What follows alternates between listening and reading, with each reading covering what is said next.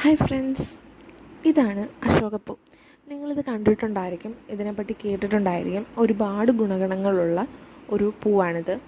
ഇത് ഡെലിവറിക്ക് ശേഷമൊക്കെ നമുക്ക് കുറുക്കി തരാറുണ്ട്. അതുപോലെ തന്നെ ഡെലിവറിക്ക് മുമ്പായാലും നടുവേദനയ്ക്കായാലും അങ്ങനെയൊക്കെ ഒരുപാട് ഗുണങ്ങളുള്ള ഒരു പൂവാണിത്.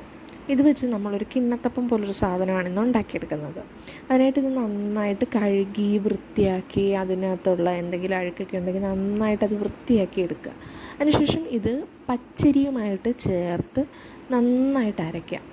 മിക്സിയുടെ ജാറിൽ കുറച്ച് വെള്ളമൊക്കെ ഒഴിച്ച് പേസ്റ്റായിട്ട് നന്നായിട്ട് അരച്ചെടുക്കുക. ഇത് അരച്ചെടുത്തതിന് ശേഷം ഈ മിക്സിയിലേക്ക് കുറച്ച് മധുരം ആവശ്യമാണ്. മധുരത്തിനായിട്ട് നമ്മൾ ശർക്കരയാണ് സാധാരണ ചീവി ചേർക്കാറുള്ളത്. പഞ്ചസാര ഇടേണ്ടവർക്ക് ഇടാം.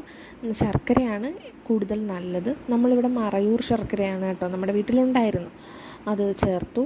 അതിനുശേഷം അതിലേക്ക് അണ്ടിപ്പരിപ്പോ കിസ്മിസോ നമുക്ക് എന്താണ് തേങ്ങാക്കൊത്തോ ഒക്കെ ഇടാം.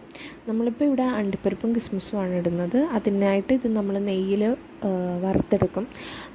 ഇവിടെ ഇപ്പം നമ്മൾ ഉപയോഗിച്ചിരിക്കുന്ന നെയ്യെന്ന് പറയുന്നത് നമ്മുടെ വീട്ടിൽ തന്നെ അമ്മ ഉണ്ടാക്കിയെടുക്കുന്ന നെയ്യാണ്. പാലിൽ നിന്നും ശുദ്ധമായ നെയ്യ് അമ്മ ഉണ്ടാക്കിയെടുക്കാറുണ്ട്.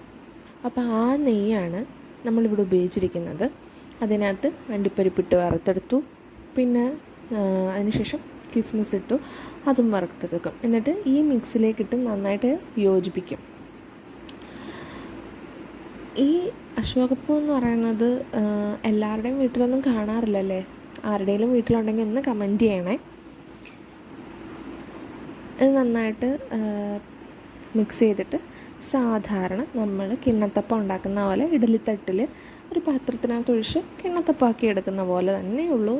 വേറെ പ്രൊസീജിയറൊന്നും തന്നെ ഇല്ല. നല്ല ടേസ്റ്റാണ്, നല്ല സോഫ്റ്റാണ്. കുഞ്ഞുങ്ങൾക്കൊക്കെ ഇഷ്ടപ്പെടും. എനിക്കൊരു 1 വയസ്സുള്ളൊരു മോനുണ്ട്. അവനത് നന്നായിട്ട് ഇഷ്ടപ്പെട്ടായിരുന്നു. അവനിത് കഴിക്കുന്നുണ്ടായിരുന്നു കൊടുക്കുമ്പോൾ. അങ്ങനെ നമ്മളൊരു അടിപൊളി കിണ്ണത്തപ്പം ഉണ്ടാക്കിയെടുത്തു. ഇത് സാധാരണ അരച്ച് കുറുക്ക് പോലെ കഴിക്കാറുണ്ട്. അതിനും നല്ല ടേസ്റ്റാണ്. പക്ഷെ അത് കുറച്ച് ജോലി കൂടുതലാണ്. ഇതാകുമ്പോൾ നമുക്ക് ജസ്റ്റ് അരച്ച് ശർക്കരയൊക്കെ ചേർത്ത് ഇഡലിത്തട്ടിലൊക്കെ വെച്ച് നമുക്കങ്ങ് ആവിയിൽ വേവിച്ചെടുത്താൽ മാത്രം മതി. എന്നിട്ട് കട്ട് ചെയ്ത് കഴിക്കാവുന്നതാണ്. ഇതാരെങ്കിലും കഴിച്ചിട്ടുണ്ടെങ്കിൽ ഒന്ന് പറയണേ.